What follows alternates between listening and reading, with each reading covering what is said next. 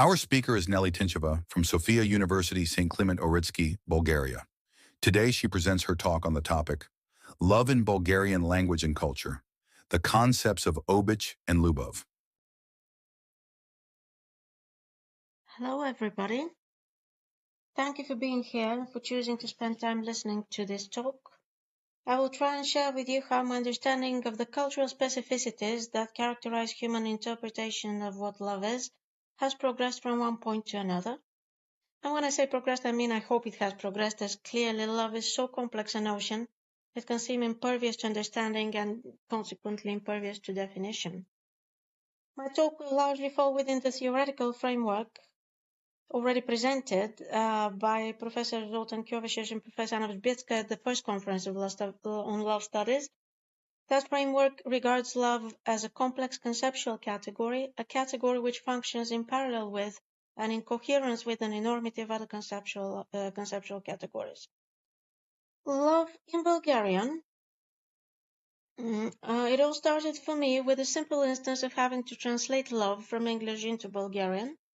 Unlike English and most other languages, Bulgarian has two words for love, ОБИЧ and ЛЮБОВ.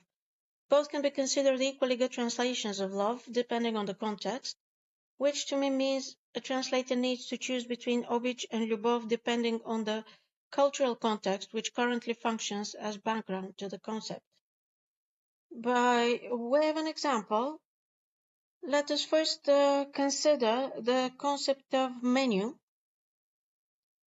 This concept can be profiled against a cognitive scenario called going to a restaurant, in which case other concepts such as public place, table, food, drink, etc. can function as background against which menu is currently being profiled. That is, they will serve as mental structures used to construct an ongoing communicative situation against which menu can be currently understood. Alternatively, menu can be profiled against the background of another cognitive set of structures, such as computer, user interface, software design, etc. So basically, when I have to translate something, I feel I need to perform an exercise in recontextualizing images against different backgrounds. Translating, to me at least, means recontextualizing an image or a set of images against the mental construct of an ongoing communicative situation or against the background of mental constructs of whole cultural stereotypes. And while menu is a more easily manageable notion with that respect, it denotes a concrete object or a set of concrete objects, love is a bit trickier as it denotes an abstract notion. So basically, in the case of love, translating it, I had to choose which of the two, ОБИЧ or ЛЮБОВ, is contextually more apt. That proved less than a straightforward decision, however. ОБИЧ and ЛЮБОВ in Bulgarian share a lot in terms of their conceptual structure. At the same time, they differ a lot in terms of their conceptual features. The question I was faced with turned out to be, do I really know how much those two share conceptually and how much they differ? Even more simply put, I was not sure if ОБИЧ and ЛЮБОВ represent two prototypically functioning versions of the same notion, or they represent two different, although overlapping notions. I believe the little terminology I have used so far has suggested that the theoretical framework against which I'm working is cognitive linguistic. I'll do my best to keep my talk as terminology neutral as possible, but I feel I need to state that the investigation I report here is positioned against the general background of cognitive linguistics. Cognitive linguistics, very briefly, is an approach that sees language as a form of cognition and sees language uses as relatively tangible access points to underlying cognitive processes. Cognitive linguistics is also a scholarly domain which, by definition, constitutes a significant part of cultural linguistics, as well as a significant part of cognitive social linguistics. In other words, beyond its representing a vast research field in itself, cognitive linguistics can be argued to be a scholarly domain where cultural linguistics and cognitive social linguistics meet and overlap.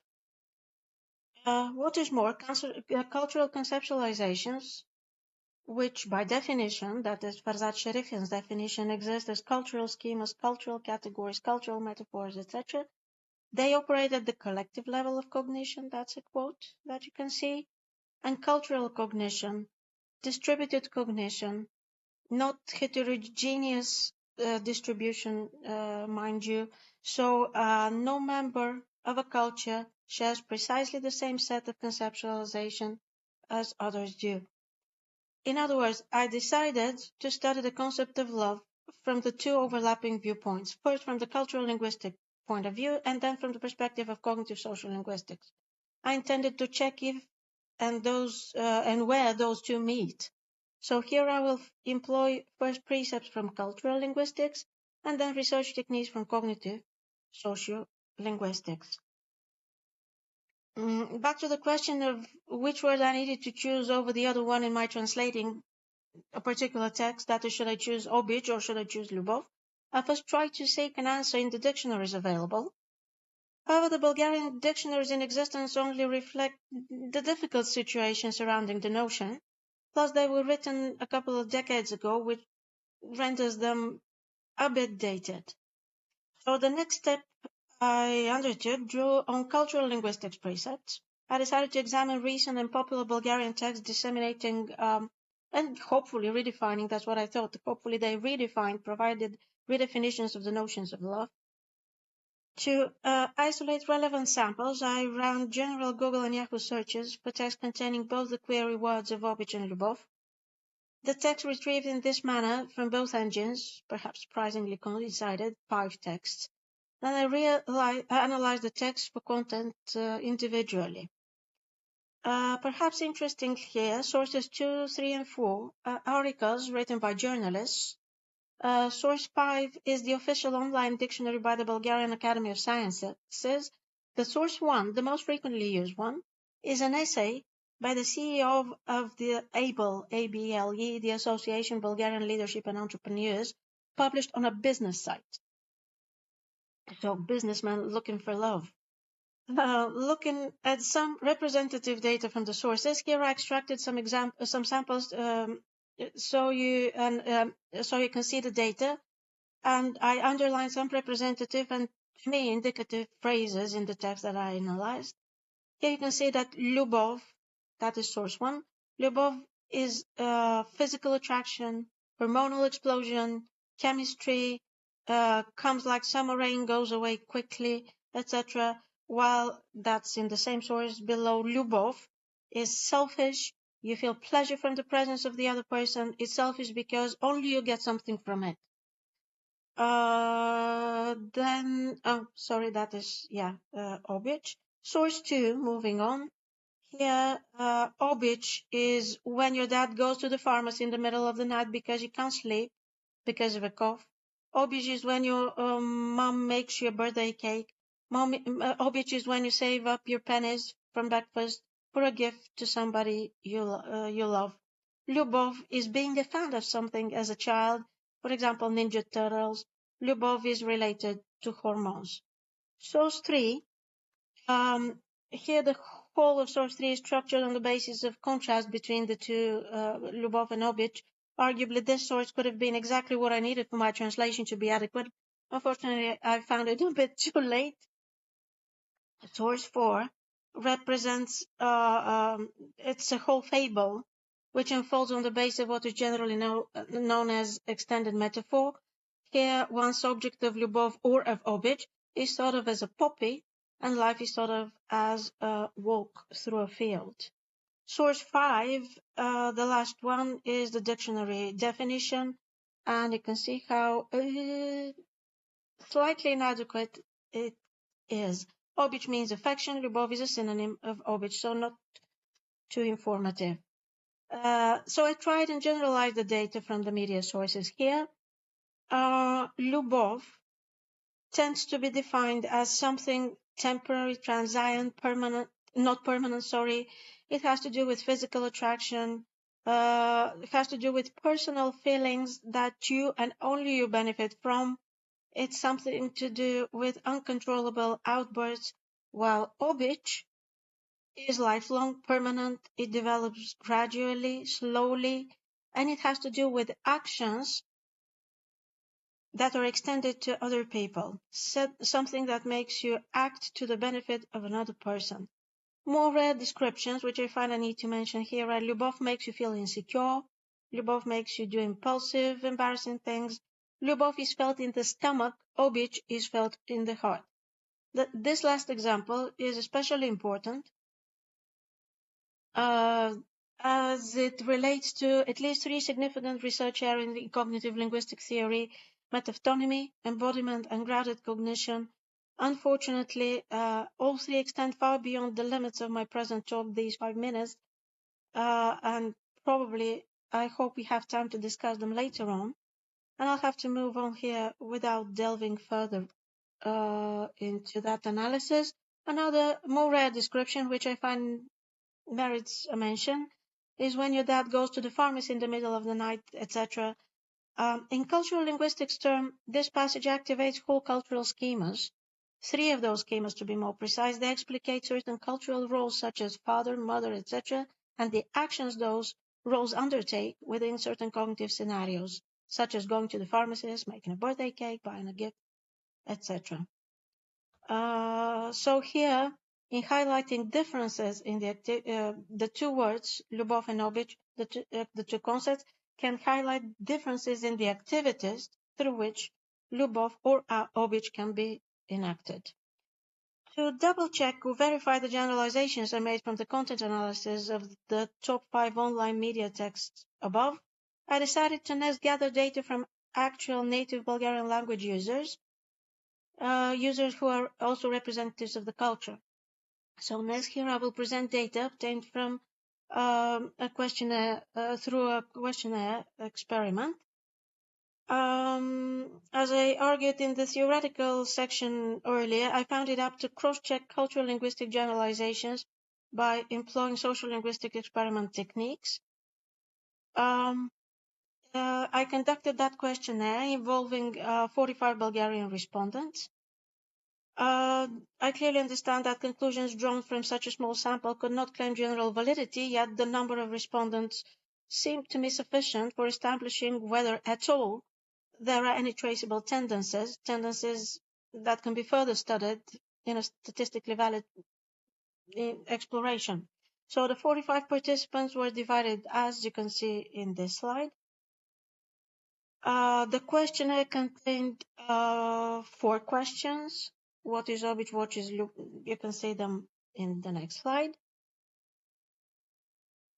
To avoid priming effects, 10 sets of questionnaires were distributed containing variation as to which questions appear first, what is Obich or what is Lyubov, or alternatively, what is Lyubov, what is Obich, as the same pattern is also employed in with regard to question 4. And now there are some response samples. Sample excerpt 1. Obich involves some action, while Lyubov can remain just a feeling. Obich can be a hug, a gift, words, a gesture that demonstrates feelings. Lyubov does not necessarily have to be expressed in any way. Sample excerpt 2. Obich is when someone makes you soup and takes care of you when you're sick. Lyubov is when someone takes you out to a romantic dinner and sees you back home after the dinner. Although there are synonyms, that to me seems important. Lyubov is often dramatic, while Obich is mundane. More samples here from the from the respondents participating. If we have to generalize the data again, as we did with the media texts, here again we have the same conceptual features of Obich that tend to be most frequently mentioned by our respondents.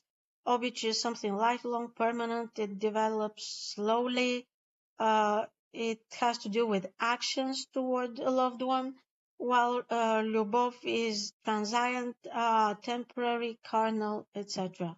More rare descriptions here. Obich is something that makes you act to the benefit sometimes of an inanimate entity or a phenomenon. Lyubov makes you feel insecure. Lyubov makes you do impulsive or embarrassing things. A sample that I need to mention from cultural linguistic perspective, sample excerpt 2. Here we have the two cultural, again, schemas, two cognitive scenarios containing different cultural roles, such as cook, caregiver when you're sick, and going to a romantic dinner. Again, here, each of those conceptual structures that are spelled in all caps, that they can function metonymically by profiling, representing elements that can be, or combinations of elements that can be profiled against the background of the whole scenario. Sample excerpt 4 also merits a special mention. It describes Lyubov as emerging inside the body, and as something that is projected out of it, while Obich is described as originating outside the body and being projected into it. As in the previous section above, here I can also note that some cognitive research, linguistic research topics could be highly relevant, though that concern metaphonomy, embodiment, grounded cognition, etc. In sum, we can safely argue that the two sets of generalizations presented here suggest the likely validity of my results despite the limited data sets and the small number of respondents participating. Most importantly of all, I would like to point to the results obtained through question 4 in the questionnaire. Roughly 9% of the respondents answered they perceive Obich and Lyubov as two variants of the same thing, while 91% roughly believe Obich and Lyubov to be two different, although overlapping entities. So by way of a conclusion, I'd like to go back to the beginning of my talk and say that when I had to translate love in Bulgarian, I thought I was faced with the question of which of the two existing Bulgarian cultural scenarios the English love should be online contextualized against. Then I realized that the very question could be wrong.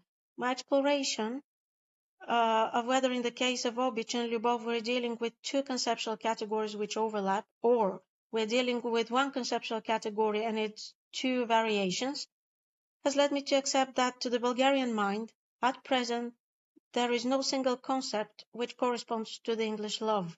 There is no concept that can be simply profiled against two different cultural backgrounds, in other words. We're not talking about two different types of the same feeling. Instead, we're talking of two different embodied experiences. Indeed, in the case of Obich and Lyubov, we may be dealing with two concepts, each of which can be profiled against various backgrounds. Thank you for your attention.